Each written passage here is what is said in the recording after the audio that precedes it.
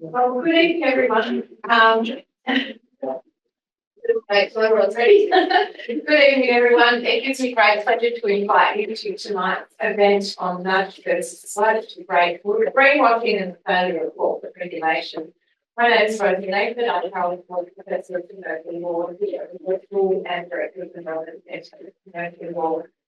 Before I introduce our guests, let me first say that Melbourne Law School acknowledges the Wurundjeri Group people of the nations as the traditional owners of the land on which the law stands and pays respects to their elders past and present.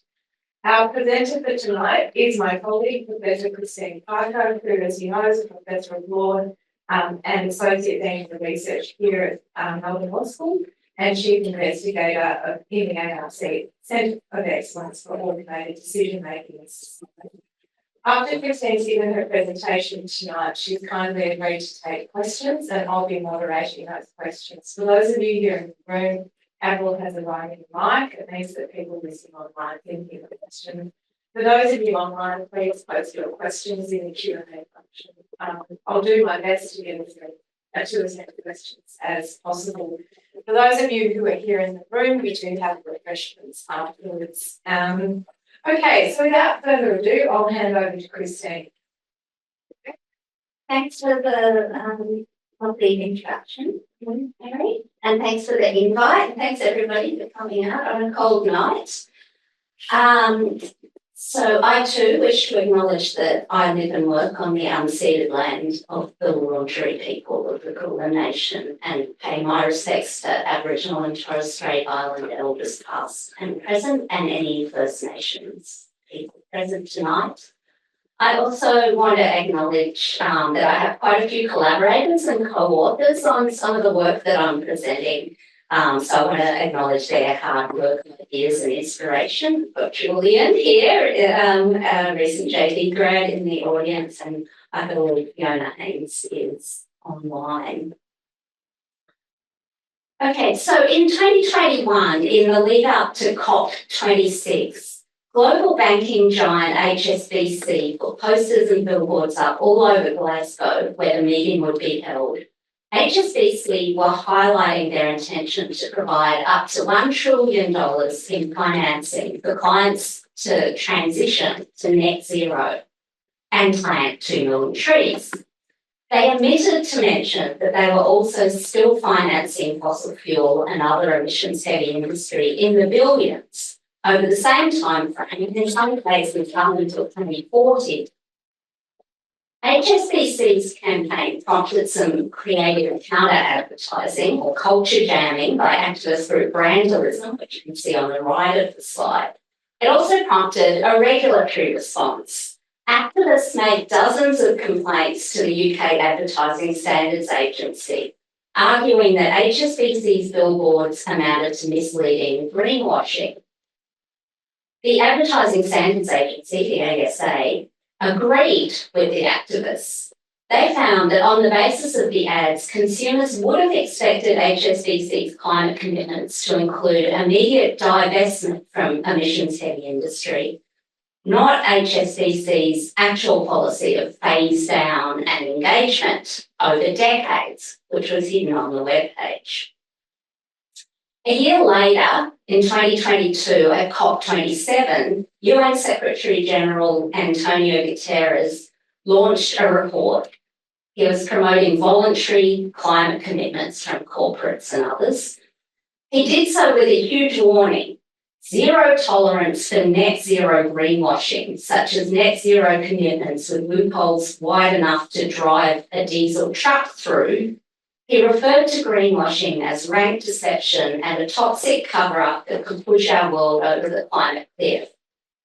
2 weeks ago, on June 5th, 2024, World Environment Day, Guterres was at it again. He summarised the latest very frightening science. It's in the graph there, showing that we are still on what Guterres called the highway to climate hell.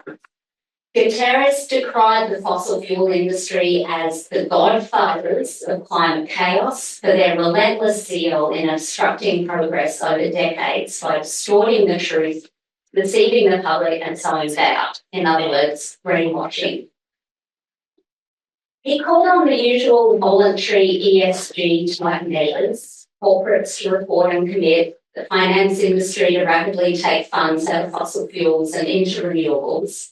But also he called on governments to ban fossil fuel advertising, just as they prohibit advertising for tobacco under an international framework convention and other products that harm human health.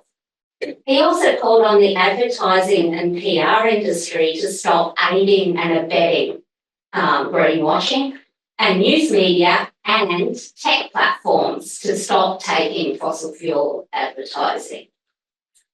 Well, as we know, we face not just a climate crisis, but a polycrisis of environmental destruction that threatens the web of social ecological relations that provide all of us, humans and non-humans, with life and resources.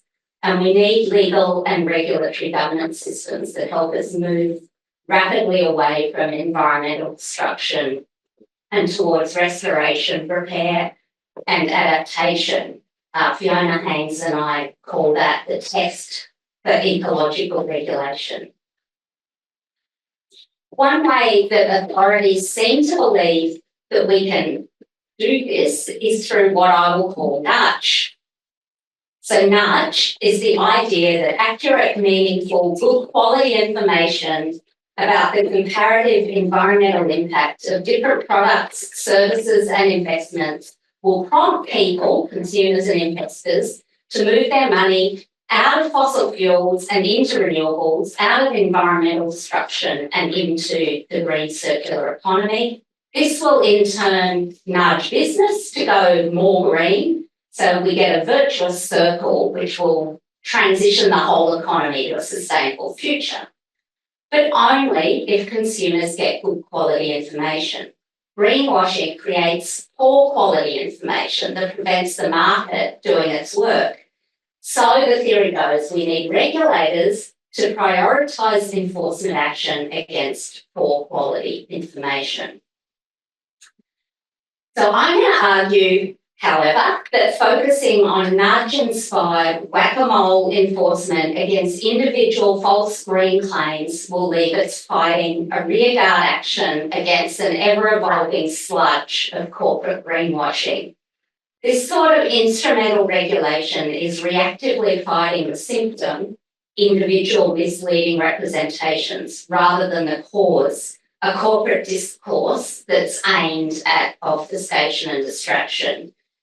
In the market and also in culture and politics. Regulators like the ACCC and ASIC are trying to adopt more progressive or responsive regulatory reforms or regulatory enforcement strategies to put more proactive obligations on business to try and make sure their claims are substantiated beforehand. But an ecological rethink is needed to support more proactive approaches, meaning the Secretary General of the UN is correct. Bans on marketing by some industries and a proactive public interest approach to standards for other green claims. So I'll start by clarifying what I mean by greenwashing. So green marketing is frequent and ubiquitous. These are images from some of the 9,000 or so green ads that we recently found in the personal Facebook feeds of around 2,000 people who donated their ads to the Australian Ad Observatory.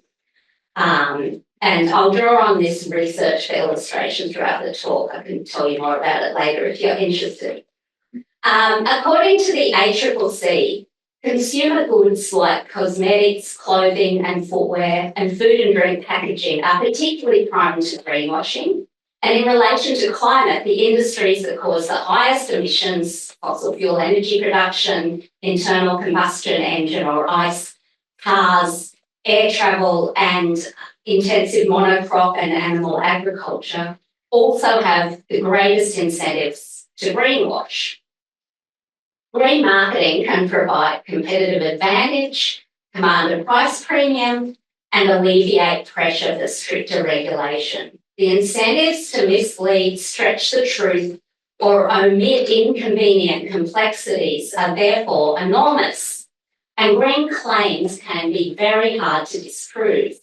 So we can only expect green marketing and with it greenwashing to be on the rise. So greenwashing is misleading the public to believe that a product category, a brand or a trader is doing more to protect the environment than it is. One leading taxonomy refers to it as the unholy triumvirate of lying by omission, or lying through lack of clarity. But for lawyers, it's not lying, it's misleading and deceptive conduct.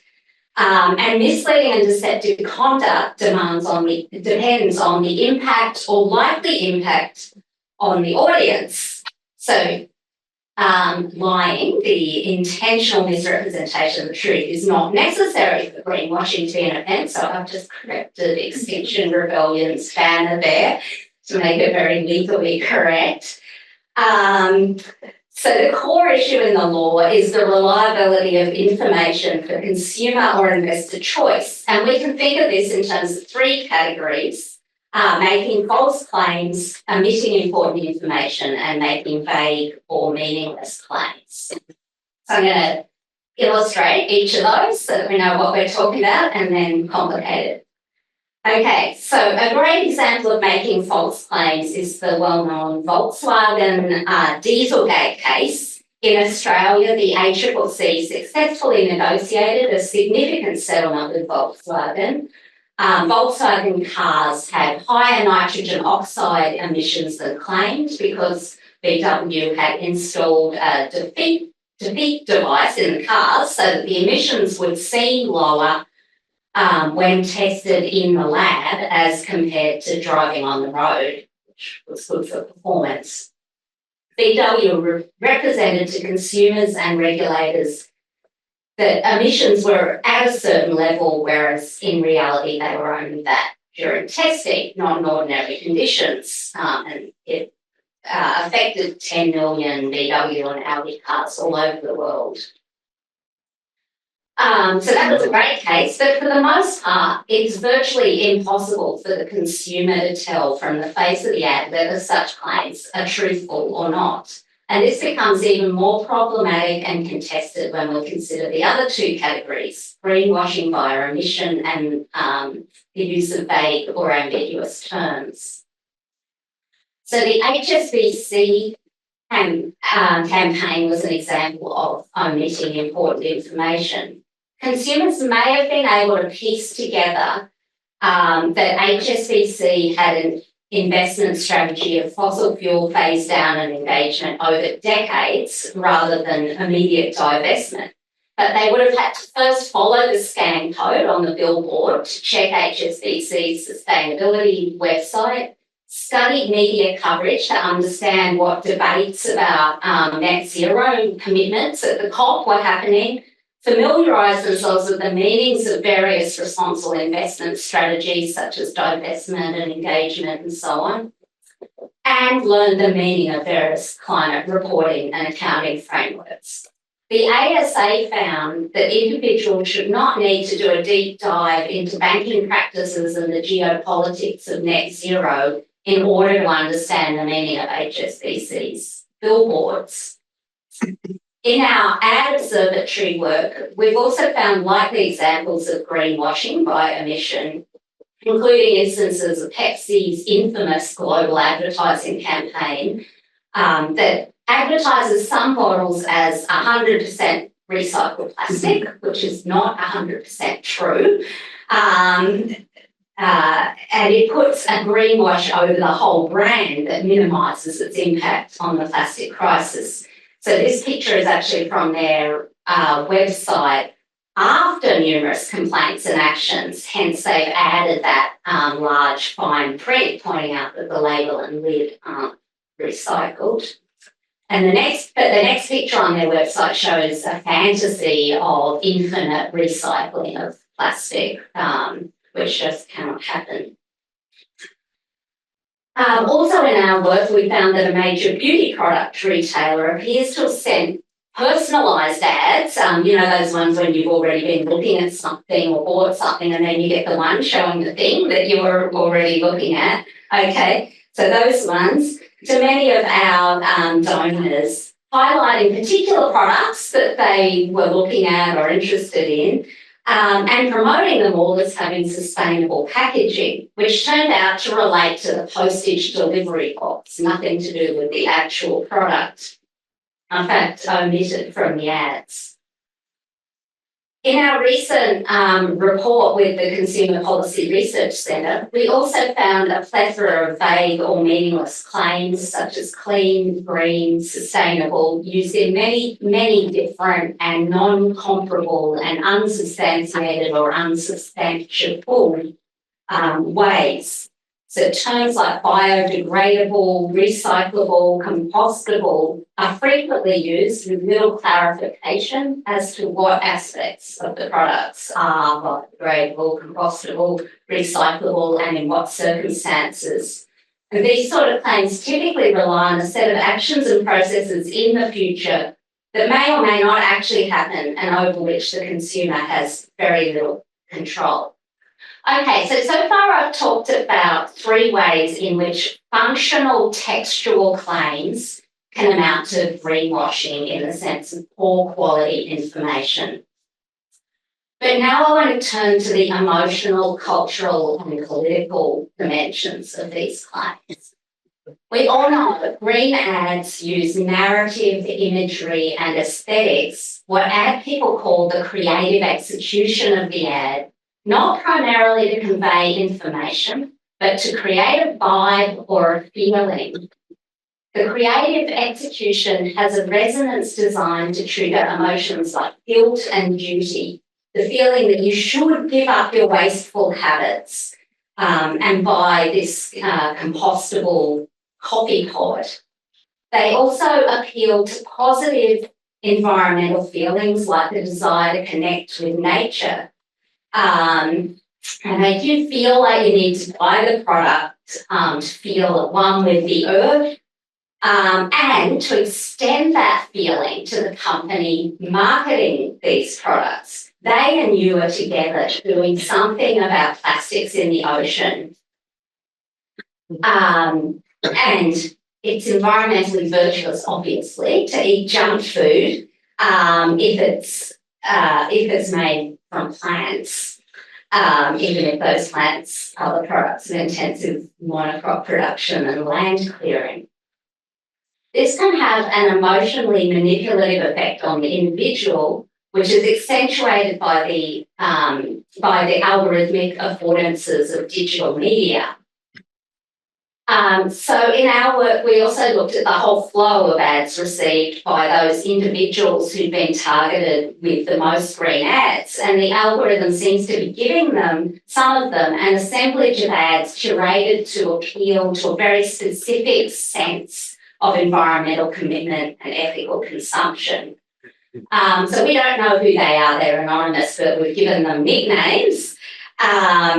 So this is Sage. And she's one of our top green ad donors, and Facebook seems to have her pegged as a food and gardening type, and so she gets green claims and green ads without necessarily any claims, whereas Cedar has been targeted with a heap of solar panel ads amidst a plethora of home building, home ad, handyman and land ads. So the great green Australian dream, perhaps.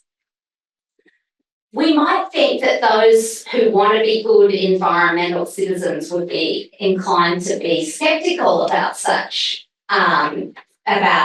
imagery and claims, but the opposite is true. Research shows that those who are most concerned about the environment are also most susceptible to this kind of green execution. It's precisely intended to activate our feelings of concern about the environment and guilt about consumption in order to sell us more stuff. This is harmful not so much because it matters whether I end up feeling a bit more self-righteous than what I really should on the basis of the thing I purchased that isn't actually as green as I thought it was, or even because I end up spending a bit more money because, they usually have a bit of a price premium on them.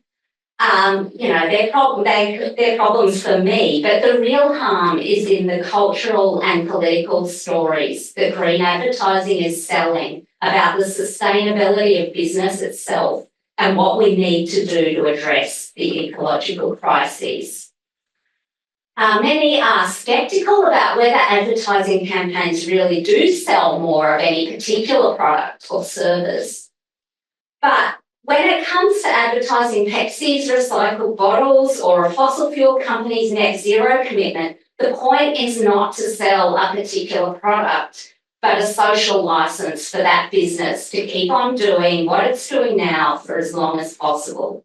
So green marketing also always sells one overarching message that consumer choice is good and that by exercising your consumer choice, you can solve the climate crisis, the plastic crisis, or whichever one you're concerned about. All you have to do is change your underwear or put less water in your kettle for your cup of tea. Okay, so now I am going to turn to what this means for how regulatory enforcement addresses greenwashing.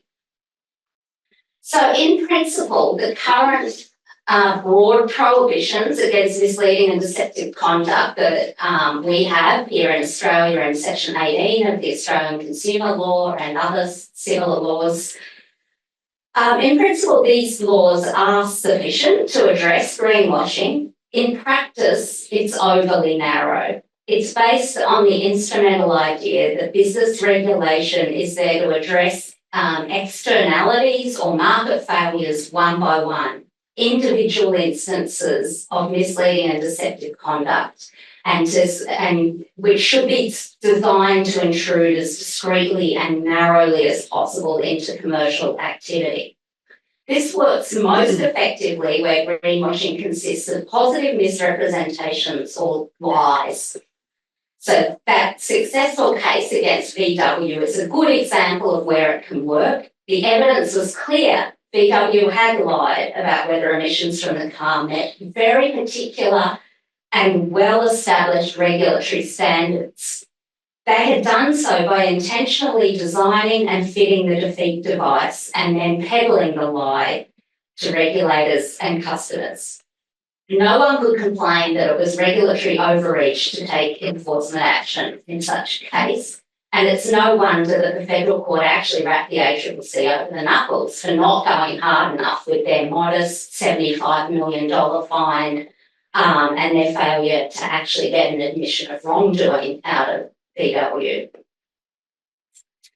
It's usually much tougher to prove wrongdoing and justify tough regulatory action when, in any case, any greenwashing case, but especially if the case relates to omissions or vague and meaningless claims. So this difficulty is obvious in the ACCC's losses in the flushable wipes case and a case against Woolworths for selling eco, biodegradable, compostable, disposable picnic wear.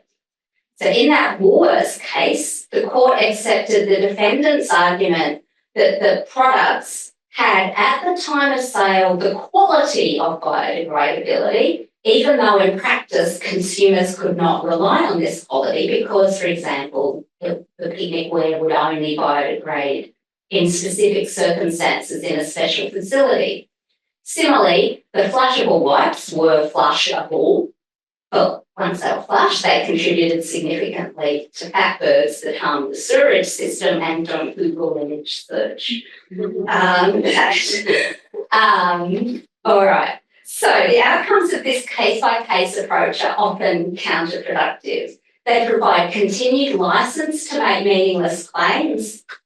As I said, our ad observatory database dataset is full of claims that products are biodegradable, compostable, and with little information about what that actually means.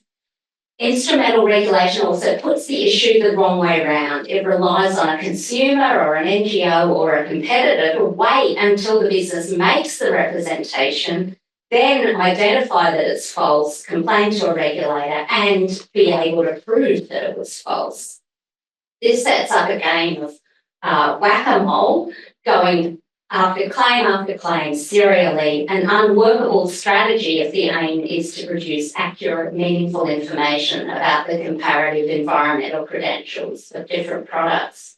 And even when the regulator wins such cases, the result is a dispersive arms race in which knocking out one term becomes a reason to invent another. So at the moment, there's a fad for plant-based claims.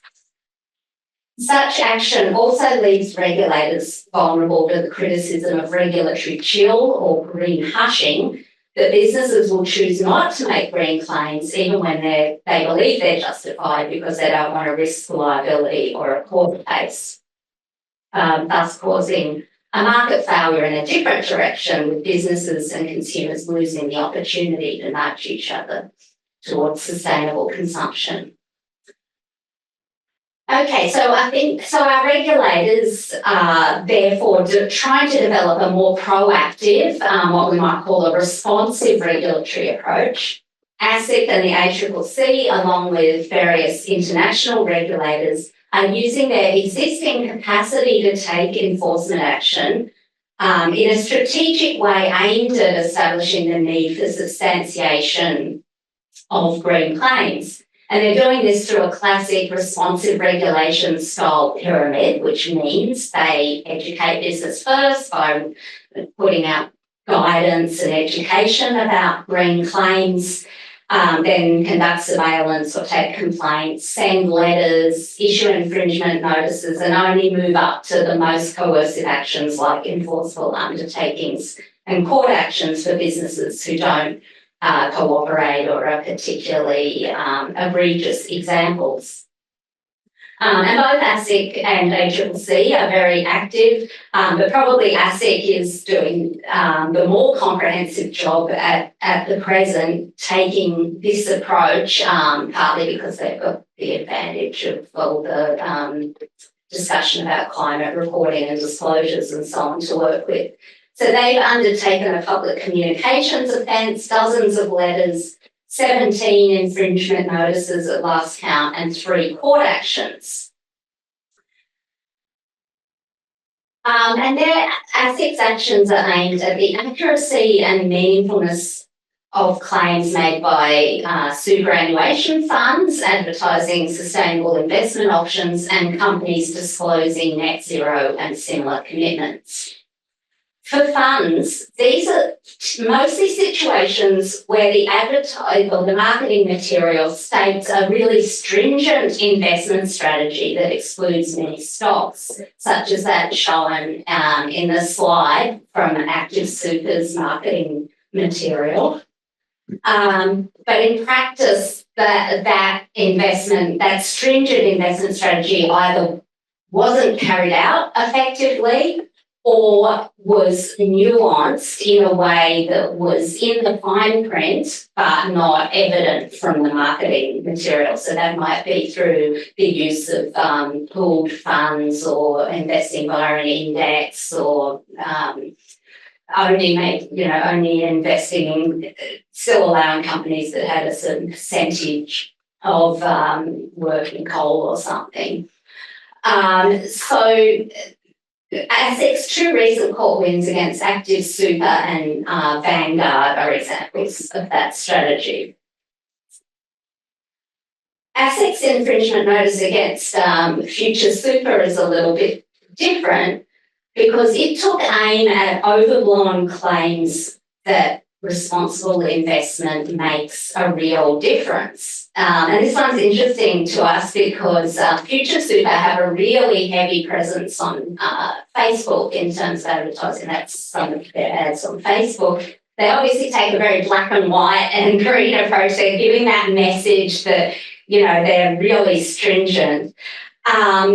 And what they claimed was that the 400 million, they're only a small fund, invested in their fund had been moved out of fossil fuels.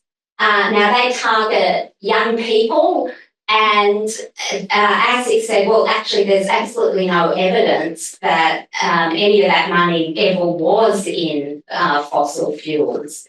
And so that was an infringement notice for them. Now, they made the mistake of being sort of explicit about the message that they were telling, but most green marketing makes this claim implicitly and emotionally that it is making a real difference. And it's really hard to prove because probably a lot of the time it isn't making as much of a difference as they want us to believe.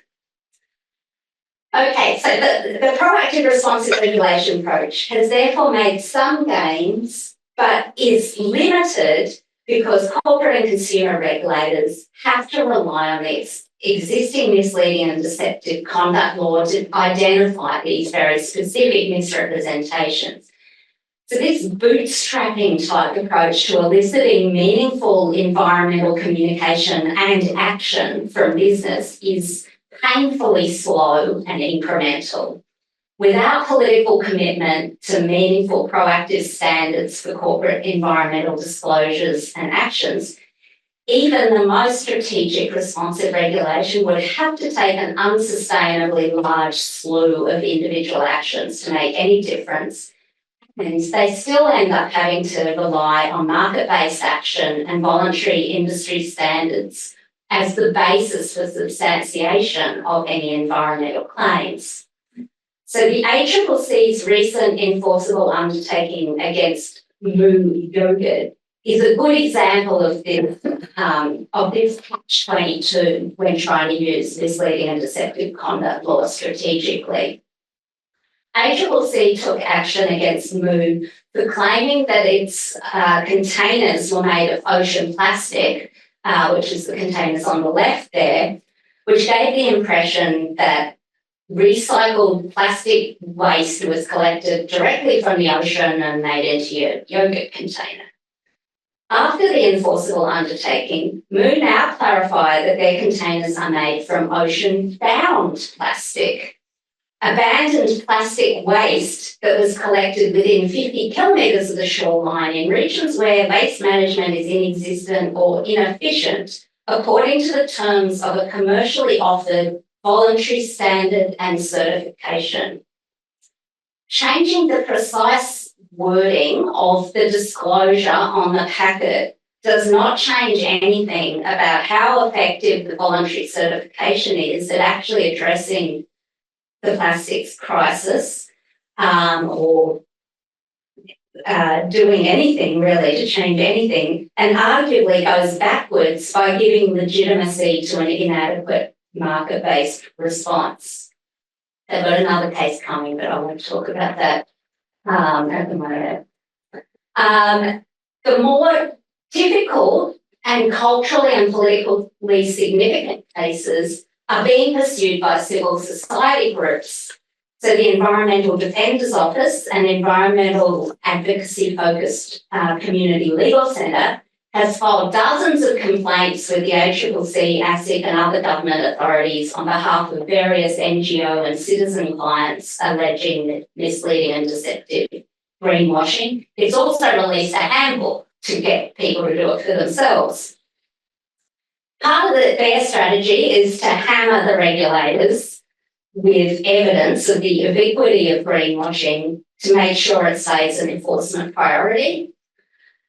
And as we know, groups like these have also commenced their own public interest style court actions contesting corporate disclosures and so on. So while the ASIC and ACCC actions are largely aimed at establishing the need for clear information about each product for consumer choice in daily or regular purchases, the environmental NGOs are seeking to delegitimise the climate claims of high emissions industry. So they've gone after fossil fuels, aviation, ice cars and fertiliser. So here the legal claim of greenwashing is discursively deployed to seek to change public and policy perceptions of these industries. And as public interest litigation, it may not be important whether a legal case actually succeeds on technical legal grounds.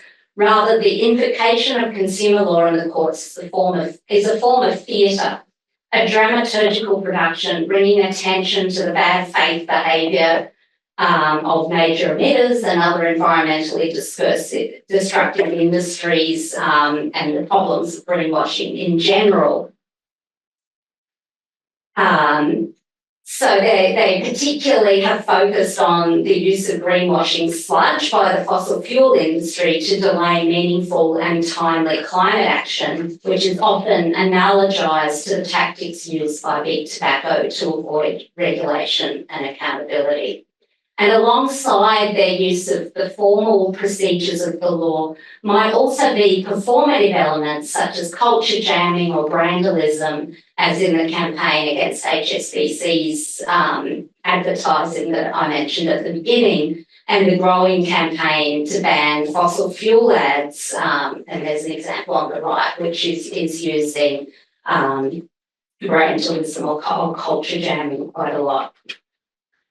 These NGO campaigns are seeking to change the social and economic licences of businesses, as well as extending the legal interpretation of what counts as misleading or deceptive greenwashing beyond individual representations to the whole discourse of net zero claims, carbon offsets, and unproven future technology. So these sort of strategies can have a discursive cultural and political effect. Yet both official regulators and civil society campaigns like these are ultimately still relying on the existing law of misleading and deceptive conduct. So what more could we do? Given the serious climate and environmental crises we face, an ecological approach to corporate and commercial regulation needs to start from what we need to do to rapidly stop business activity destroying the social and ecological systems needed for life, and to urgently repair, restore, or make sure we are prepared for and adapt to the damage already locked in. We've been relying on nudge for some decades now, and it's increasingly obvious that we're currently living with a market failure of planetary dimensions that is outside the capacity of voluntary market-based action to resolve.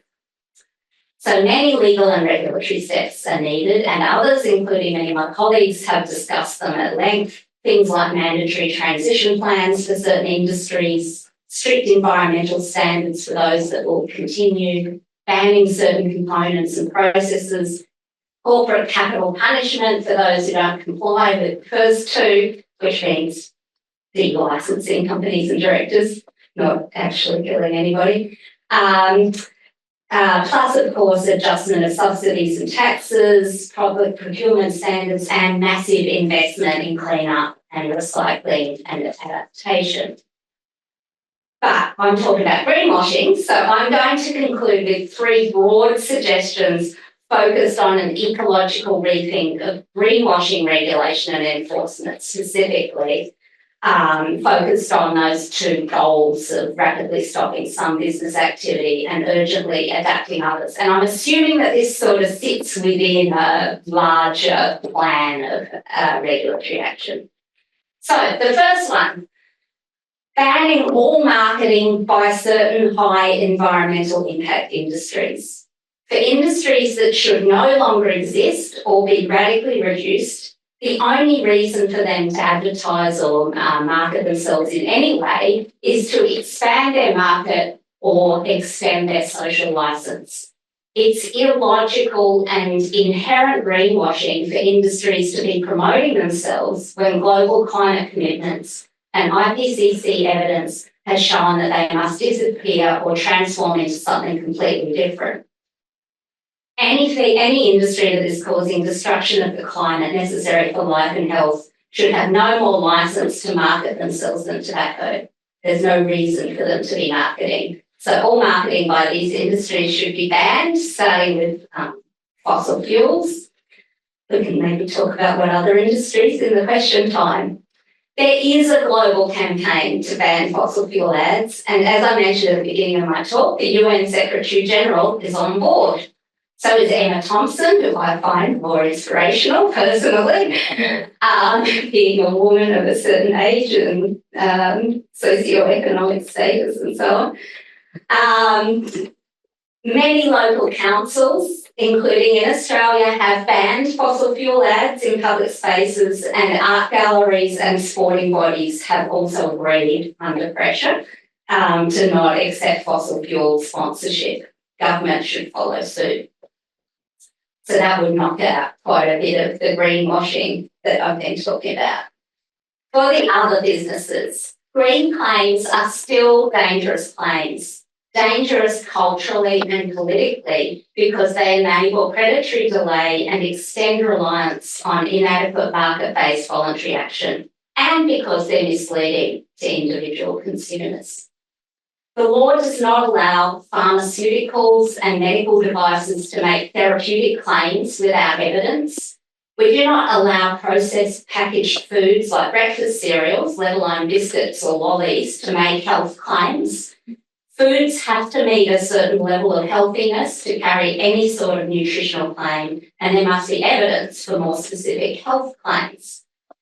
Given the urgency of the eco-crises and the ubiquity of green marketing, we need a control regime like that for environmental claims, just as we have for therapeutic and health claims. We can take inspiration from the direction being taken by the European Union in its recent green claims reforms.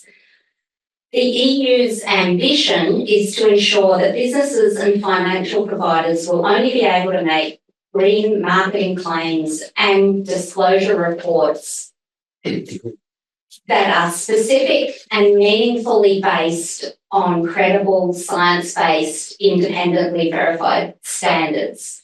So generic green claims, such as those shown in the slides, so things like clean, green, sustainable, biodegradable, climate-friendly, have now been explicitly prohibited by changes to the, or will be prohibited as the changes to the Unfair Commercial Practices Directive come into effect, unless they're used in very specific, meaningful and substantiated ways. Reliance on carbon offsets to make net zero and climate neutral type claims are also prohibited. In the EU, climate claims will have to be based on actual performance. You can talk about offsets, but you can't use it as a basis for a net zero or climate neutral type claim. Future claims about what will happen in the future and claims about one part of a product or a business being green are also called out in these reforms as misleading and prohibited except under and strictly regulated, and sustainability labels also will be strictly regulated. The EU plans to create strict substantiation standards pegged to official, so government authorised and sponsored public interest-oriented standards and regulations for any green claims that would continue to be allowed. So not voluntary market-based standards initiated and operated by commercial operators, but proper public interest-oriented standards that ratchet up, forcing all business activity to address environmental crises and support transition. At its most ambitious, this would shift the onus to business to only make verified green claims rather than the regulator or the NGO or citizen having to prove they're misleading after they've made them one by one. And it supports the putting in place of science-based, publicly monitored standards for the green transition for every industry. On the basis of our research, I would add that green imagery and aesthetics should also explicitly count as greenwashing for these type of reforms. And that digital platforms will have to be part of, will have to have responsibilities to help enforce these laws. The third one Obviously, we also need to urgently mandate environmental reporting across a range of dimensions, not just climate reporting. And the reason that this is important in talking about greenwashing is because we need to create the infrastructure of information about environmental impact and action that we need in order to make policy and consumption choices and to hold business and government properly accountable.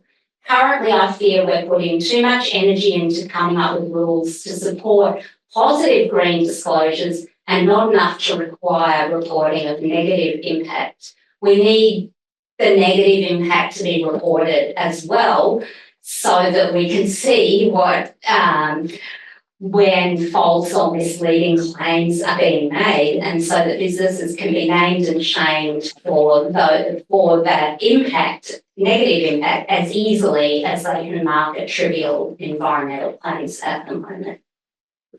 So, in conclusion, as we have seen, greenwashing is a spectrum ranging from downright lies to omitting inconvenient complexities to vague promises. It can consist of claims that might be technically true but of little overall significance, or correct but impossible to understand without a PhD in advanced compostology or materials engineering.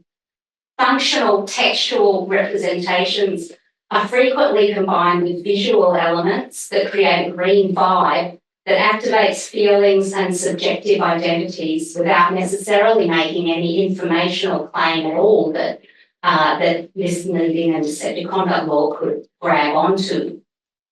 We are all washed with these vibes and claims that are all, in a sense, performative, designed one way or another to keep businesses in business against the ecological odds.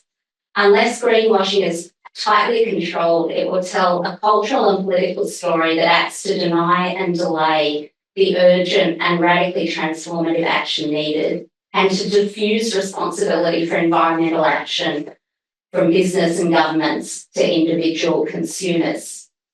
So the biggest problem with greenwashing is not the individual lies, inaccuracies, unsubstantiated statements and minor misdirections made by specific businesses about specific products, but the big deception, which someone once called the great greenwashing, the market-based action, nudging consumers to buy and invest green can transition the economy to a sustainable common future. I've suggested that reliance on this kind of market-based action is a pernicious denial of the nature of the crisis that we're in and the kind of action needed in both business and in the legal and regulatory system to get us out of the sludge. Close there.